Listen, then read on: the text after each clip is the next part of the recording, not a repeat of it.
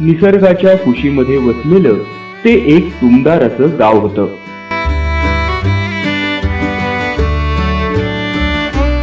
गावाच्या शेजारी एक विस्तीर्ण असा तलाव होता. तलावाच्या दुसऱ्या बाजूला जंगल होतं. विविध वृक्षवेलींनी समृद्ध अशी हिरवीगार वनराई होती.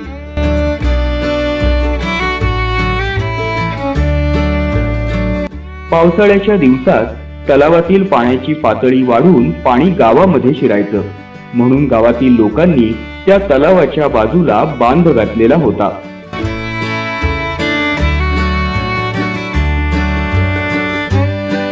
रविवारच्या दिवशी, सुट्टीच्या दिवशी कित्येक लोक आपल्या कुटुंबासमवेत या तलावाकाठी यायचे. दिवसभर निसर्गाच्या सानिध्यात आनंद लुटून संध्याकाळी परत जायचे. पण कित्येक जण सोबत आणलेले खाद्यपदार्थ खाऊन झाल्यावर उरलेला कचरा हा तिथेच टाकून जायचे. परिणामी संध्याकाळी तिथे खूप अस्वच्छता व्हायची. त्यावरती चिलट, माशा येऊन बसायचे.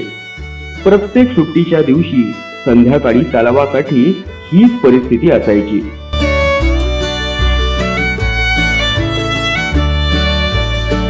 मग सदाभाऊ यायचे आणि सारा परिसर स्वच्छ करायचे आणि त्याच सोबत एका मोठ्या फडक्यानं तेथील चिलटांना, माशांना देखील दूर करायचे, त्यांना हाकलून लावायचे. सदाभाऊ हे एक सेवानिवृत्त अधिकारी होते, पण हे स्वच्छतेचे काम करण्याचे व्रत त्यांनी घेतलेलं होतं. कोणी त्यांच्याकडे कौतुकानं बघायचं, तर कित्येक जण ही नसती उठाठेव आहे असं समजून उपहासानं, उपेक्षेनं बघायचं. त्यांना नावं ठेवायचे, त्यांची चेष्टा करायचे. पण सदाभाऊंना मात्र कोण काय म्हणतो याची पर्वाच नसायची.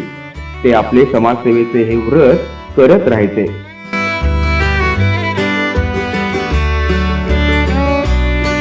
एका सुट्टीच्या दिवशी तलावावरती आलेल्या गर्दीनं असाच कचरा केला होता. त्या दिवशी सदाभाऊ काही कामानिमित्त परगावी गेले होते.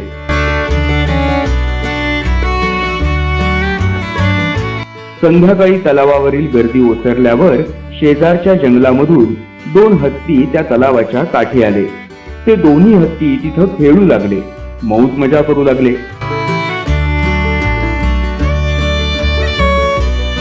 पण थोड्याच वेळात तिथे असलेली चिलटे आणि माशा त्या हत्तींच्या आजूबाजूला घोंगावू लागले.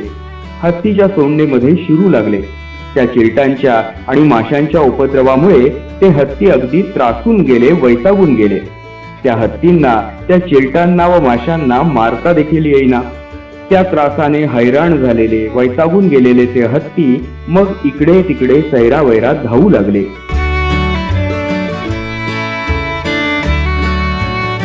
त्या धावपळीमध्ये त्यांच्या धक्क्याने तलावाचा तो बांध फुटला आणि त्याचबरोबर त्या तलावातील पाणी त्या फुटलेल्या बांधाच्या भगदाडातून गावात शिरले व फार मोठे नुकसान झाले.